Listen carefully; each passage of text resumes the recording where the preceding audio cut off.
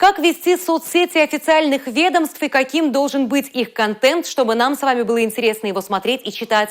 Об этом говорили на обучающем семинаре специалисты Центра управления регионом Чувашской Республики.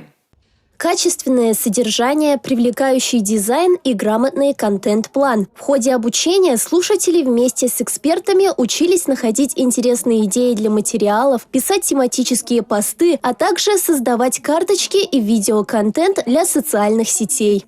Специалисты Центра управления регионом дают очень полезную информацию. Для начинающих она очень понятна, информативна, можно использовать в работе. Практика, она все равно нужна. Поэтому просто посмотреть, как это делать, это одно. А когда ты сделаешь сам и посидишь, помучишься, это, конечно же, другое.